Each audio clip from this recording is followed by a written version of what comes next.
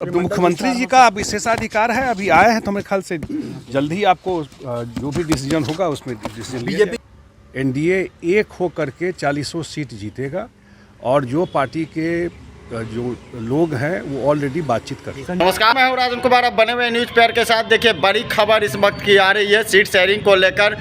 कहीं ना कहीं नीतीश बात को मान जाएंगे। जिस तरीके से बिहार लोकसभा सीट में जिस तरीके से 17 सीट पर बीजेपी की दावेदारी है और वहीं 16 सीट पर जदयू की दावेदारी है, इस पर पेच फंसता हुआ नजर इसलिए आ रहा था क्योंकि जिस तरीके से सीट शेयरिंग की मसला फंस रही थी।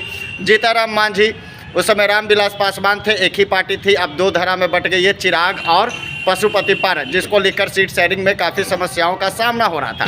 लेकिन बात क्लियर हो चुकी है। जो बैठक हुई है यानी जदयू लोकसभा सीट में कुछ सांसदों की टिकट काट सकती है, जो बड़ी खबर निकलकर सामने आई। देखिए सीएम नीतीश कुमार लंदन गए हुए थे, लंदन के बाद वो वापस लौटे हैं। दिल्ली में हाई लेवल मीटिंग हो रही थी, उसी दरमियान संजय झा का बड़ा बयान आया। संजय झा ने सब कुछ इस मामले को लेकर क्लियर कर दिया है कि किस तरीके से सीट शेयरिंग में क्या कुछ निर्णय लिया जाएगा।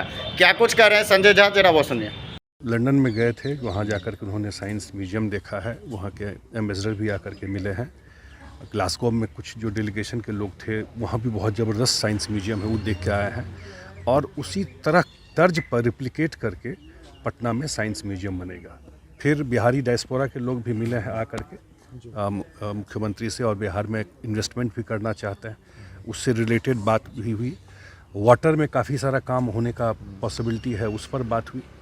और लार्जली बेसिकली आपको साइंस म्यूजियम को लेकर के ही उस स्केल का इंटरनेशनल लेवल का साइंस म्यूजियम बनाने का प्लान है। तो मुख्यमंत्री खुद देख के आए इसको। बिहार में सीटों का बंटवारा कब तक हो जाएगा? क्योंकि आप जिस दिन लंदन जा रहे थे आप भी साथ में, आपने अमित शाह से मुलाकात की थी, गृह मंत्री से। नहीं, मेरा तो कटसी का मुलाकात था।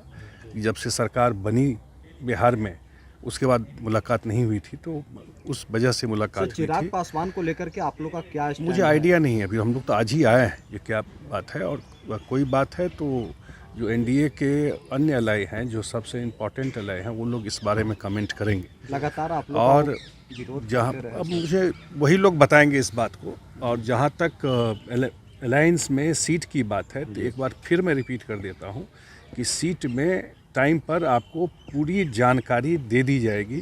कहीं कोई समस्या एनडीए में सीट को लेकर के नहीं है। 16 सीटिंग आपके हैं तो सीटिंग माना जाएगा। तो बताया आपको कि कोई समस्या नहीं रहेगी। एनडीए एक हो करके 40 सीट जीतेगा और जो पार्टी के जो लोग हैं वो ऑलरेडी बातचीत कर रहे हैं। संजय सर, एक सवाल ये है कि लगातार चिराग पासवान आप लोग का खिलाफ, मुझे अभी आइडिया नहीं है। सवाल है सर, मंत्रिमंडल विस्तार बिहार में अभी तो मुख्यमंत्री जी का विशेषाधिकार है, अभी आए हैं तो मेरे ख्याल से जल्द ही आपको जो भी डिसीजन होगा उसमें डिसीजन। बीजेपी के वरिष्ठ नेताओं से आप लोगों की मुलाकात होगी सीट बंटवारे को लेकर के?